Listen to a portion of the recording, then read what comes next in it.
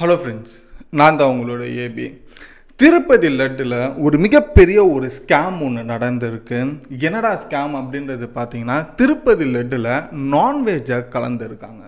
என்னடா சொல்கிற, திருப்பதி கோயிலுக்கு போகிறதுக்கு முன்னாடியே சில தூரத்திலே வந்துட்டு நான்வெஜ்லாம் நாட் அலவுட் அப்படின்றது மாதிரி சொல்லி நம்மக்கிட்ட இருக்கிறதெல்லாம் பிடிங்கி தூரமாக வச்சுருவாங்க. பட் இப்போது திருப்பதி கோயிலில் இருக்கிற ஒரு லட்டில் எப்படி நான்வெஜ் கலக்க முடியும் அப்படின்னா, எஸ், அப்படி தான் கலந்து சில வருஷங்களாக அந்த லட்டை வந்துட்டு பிரசாதமாக அங்கே இருக்கிற வர பக்தர்களுக்கு கொடுத்துருக்காங்க.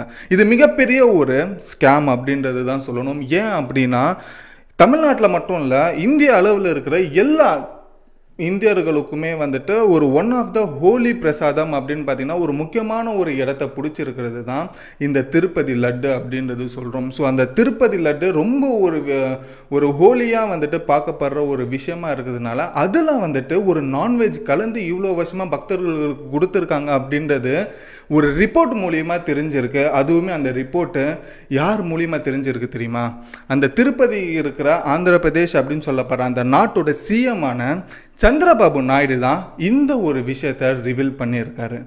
இது அங்கே இருக்கிற ஆந்திர பிரதேஷ் மக்கள் மட்டும் இல்லை, இந்தியா முழுக்கவே இதை பற்றி தான் இப்போது பேசிக்கிட்டு இருக்காங்க. ஒரு நாட்டோட சிஎம்ஏ இதை வந்துட்டு சொல்லியிருக்காரு அப்படின்னாக்கா, அப்போது இவ்வளோ வருஷமாக வந்துட்டு திருப்பதியில் ஒரு மிகப்பெரிய ஒரு ஸ்கேம் ஒன்று நடந்துக்கிட்டு இருக்கா அப்படின்றது தான் எல்லாருக்கிட்டேயுமே ஒரு $1 மில்லியன் கொஸ்டினாக இன்னைக்கு இது இதில் இருக்குது.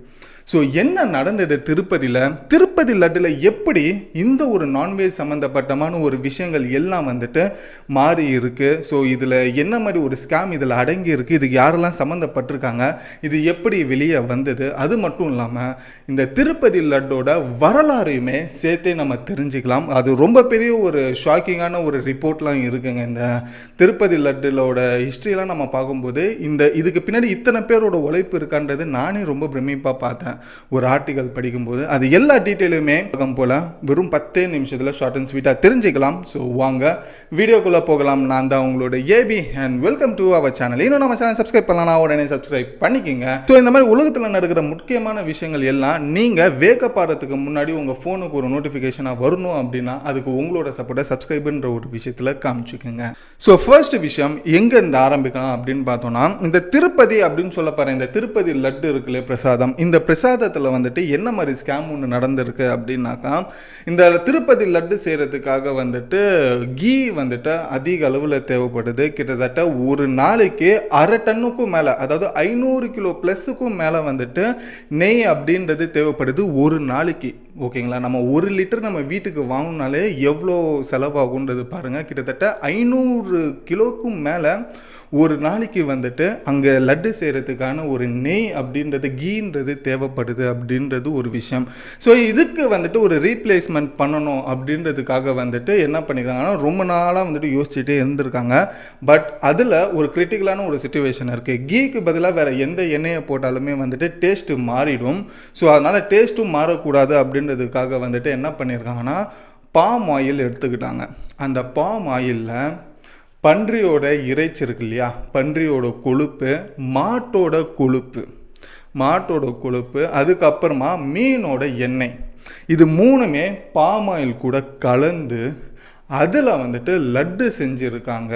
ஸோ சில வருஷமாக அப்படி தான் வந்துட்டு கொடுத்துக்கிட்டு இருக்காங்க அப்படின்ற ஒரு ஷாக்கிங்கான ரிப்போர்ட்டு அந்த நாட்டு சிஎம் சந்திரபாபு நாயுடே வந்துட்டு இதை வந்துட்டு வெளியிட்டிருக்காரு. ஸோ இது வந்துட்டு சில வருஷங்களாக வந்துட்டு இந்த ஒரு ஸ்கேம் வந்துட்டு திருப்பதியில் வந்துட்டு நடந்துக்கிட்டு இருக்கு அப்படின்ற ஒரு விஷயம். திருப்பதி லட்டு அப்படின்றது நான் முன்ன சொன்ன மாதிரி அது எந்த அளவுக்கு ஒரு தெய்வீகமான ஒரு பிரசாதம் அப்படின்றது இந்தியாவில் இருக்கிற எல்லா மக்களுக்குமே தெரிஞ்ச ஒரு விஷயம். ஸோ அந்த ஒரு திருப்பதி லட்டில் நான்வெஜ் எப்படி வந்தது? ஒரு திருப்பதி அப்படின்ற அந்த ஒரு கோயிலுக்கு போகிறதுக்கு முன்னாடி சில தூரத்திலே வந்துட்டு நான்வெஜ்லாம் நாட் அலவுடுப்பா அப்படின்றது மாதிரி ஒரு ரெஸ்ட்ரிக்ஷன் இருக்குது. அப்படி மீறி எடுத்துகிட்டு போனாலும் அது யாராவது அங்கே தெரிஞ்சுக்கிட்டா அது தூக்கி வெளியில் போட்டுருவாங்க.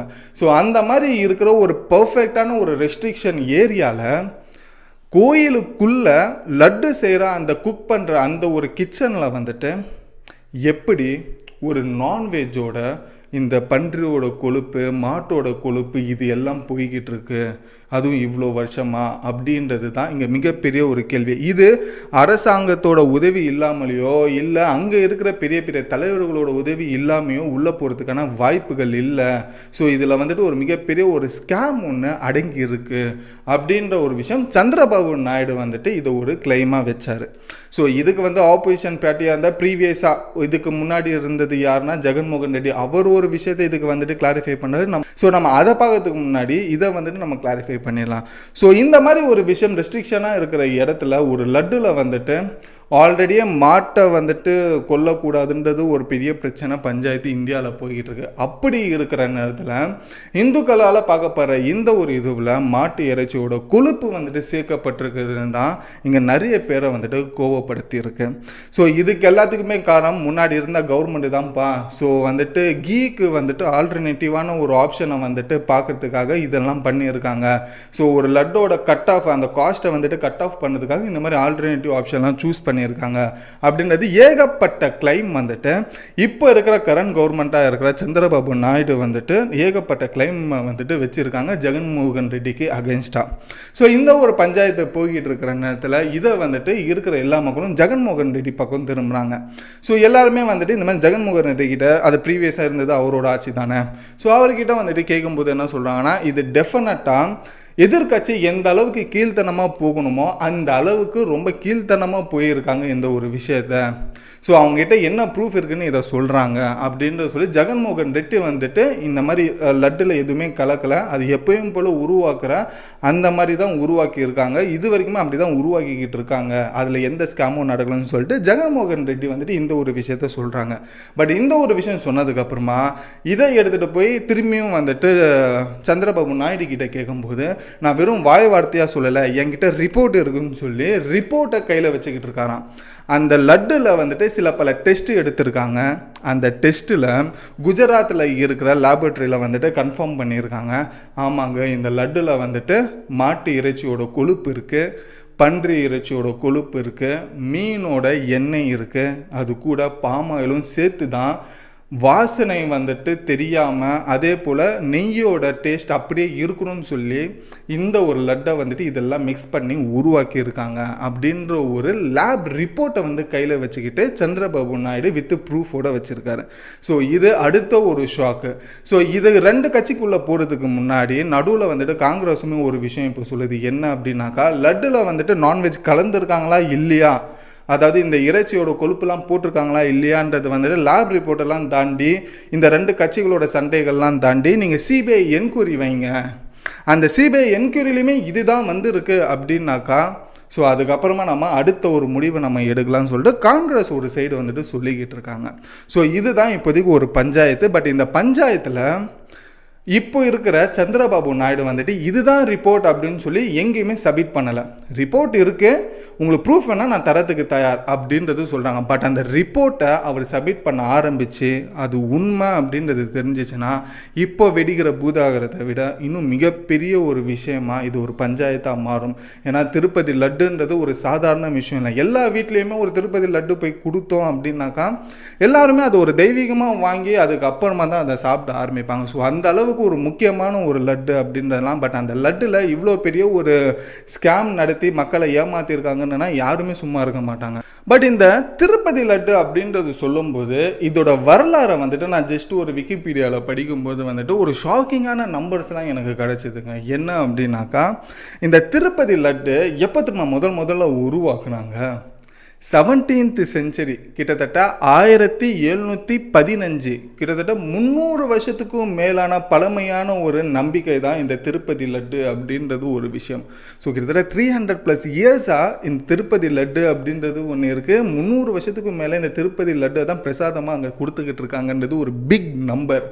ஸோ அந்த ஒரு லட்டில் தான் இந்த மாதிரி ஒரு ஸ்கேம் அப்படின்றது நடந்திருக்கு. அது மட்டும் இல்லைங்க, இந்த திருப்பதி லட்டு வந்துட்டு ஒரு நாளைக்கு எவ்வளோ தெரியுமா உருவாக்குறாங்க, கிட்டத்தட்ட 2.8 lakh 2,80,000 லட்டுகள் ஒரு நாளைக்கு அவங்க வந்துட்டு தயாரிக்கிறாங்க. அதுவுமே திருப்பதி கோயிலுக்குள்ளே இருக்கிற பொட்டு அப்படின்னு சொல்லப்படுற ஒரு குக்கிங் ஏரியா ஒன்று இருக்குது. அந்த ஒரு குக்கிங் ஏரியாவில் ஒரு கிச்சன் மாதிரின்னு வச்சுக்கோங்களேன், அதில் வந்துட்டு கிட்டத்தட்ட 2,80,000 லட்டுகள் ஒரு நாளைக்கு வந்துட்டு தயாரிக்கிறாங்க. அதுவுமே இந்த லட்டு உருவாக்குற ஒரு விஷயம் இருக்குல்ல, இந்த லட்டு உருவாக்குறது வந்துட்டு முதல்ல வந்துட்டு ஆரம்பிச்சது இந்த கட்டை விறகு வச்சு தான் வந்துட்டு உருவாக்கிக்கிட்டு இருந்தாங்க. ஸோ அதுக்கப்புறமா இவங்க எல்பிஜியில் வந்துட்டு எப்போ மாறினாங்க, நம்ம வீட்டில் யூஸ் பண்ணுறோம்ல கேஸு, அது வந்துட்டு 1978 தான் அவங்க கேஸுக்கே வந்துட்டு இதை ட்ரான்ஸ்ஃபர் பண்ணாங்க. ஸோ கேஸில் அப்புறமா 1978 கேஸில் குக் பண்ண ஆரம்பித்தாங்க.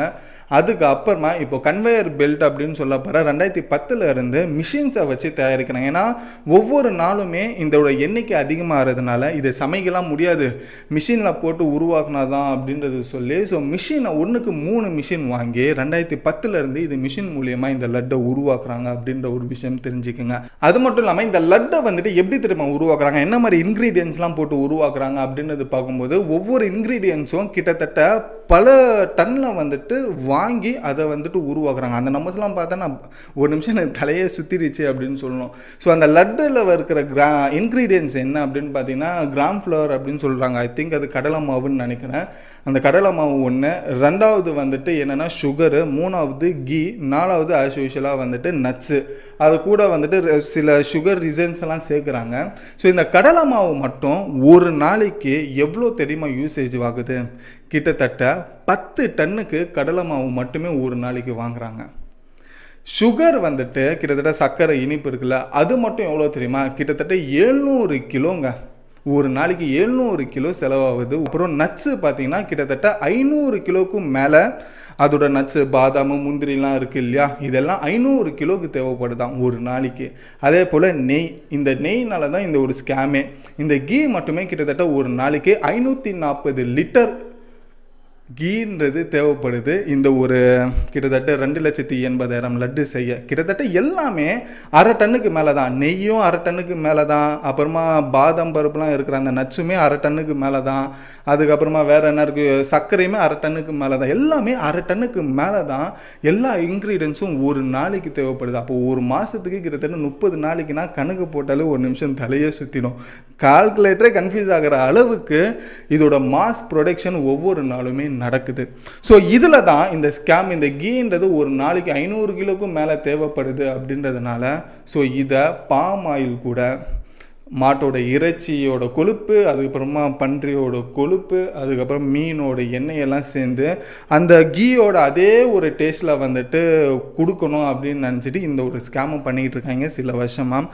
பட் இதுதான் இந்த திருப்பதியில் நடந்துக்கிட்டு இருக்கிற இவ்வளோ பெரிய ஒரு ஸ்கேமுன்ற ஒரு விஷயம். அந்த நாட்டு சிஎம்ஏ இப்போ ஒரு ரிப்போர்ட்டாக வந்துட்டு காமிச்சிருக்காரு, என்கிட்ட கையில் ப்ரூஃப் இருக்குப்பா அப்படின்னு சொல்லி. பட் நான் உங்ககிட்ட கேட்குற கேள்வி என்ன அப்படின்னாக்கா, இந்த ஒரு ரிப்போர்ட் இன்கேஸ் அவர் சப்மிட் பண்ணி இதுதான் உண்மை அப்படின்றது தெரிய வந்ததுக்கப்புறமா சிபிஐயுமே இதை கன்ஃபார்ம் பண்ணதுக்கப்புறமா என்ன மாதிரி ஒரு விஷயம் பூதாகரமாக வெடிக்கும்ன்றது நீங்கள் நினைக்கின்றதையும் கமெண்ட்டில் சொல்லுங்கள். அது மட்டும் இல்லாமல் இந்த ஒரு திருப்பதி லட்டு சொல்லப்பட்ட ஒரு வரலாறை பற்றி உங்களுக்கு ரொம்ப புதுசாகவும் இது இன்ட்ரெஸ்டிங் இருந்ததுன்னா ஒரு லைக் கொடுத்து உங்கள் ஃப்ரெண்ட்ஸ்க்குமே ஷேர் பண்ணுங்கள். திருப்பதி லட்டு எந்த அளவுக்கு ஒரு மாஸ் ப்ரொடக்ஷன் பண்ணிக்கிட்டு இருக்காங்க ஒரு நாளைக்கு அப்படின்றதுமே அவங்களே தெரிஞ்சுக்கிட்டோம். ஸோ இந்த ஒரு இன்ஃபர்மேஷன் உங்களுக்கு பிடிச்சிருந்தா ஃப்ரெண்ட்ஸ் அண்ட் ஃபேமிலிஸ் அப்புறமா நீங்களுமே லைக்ன்ற ஒன்று பண்ணி ஷேருமே பண்ணுங்கள் வீடியோக்கு. அது இன்னும் எனக்கு அடுத்தடுத்த மோட்டிவ்ன்றது கொடுக்கும் ஒவ்வொரு நாளைக்குமே. ஸோ இதோட இந்த வீடியோ முடிச்சுட்டு நானும் கடையை மூடிட்டு கிளம்புறேன். Until then bye bye AB. Subscribe பண்ணால் உடனே சப்ஸ்கிரைப்ன்ற ஒரு விஷயம் பண்ணிக்கோங்க.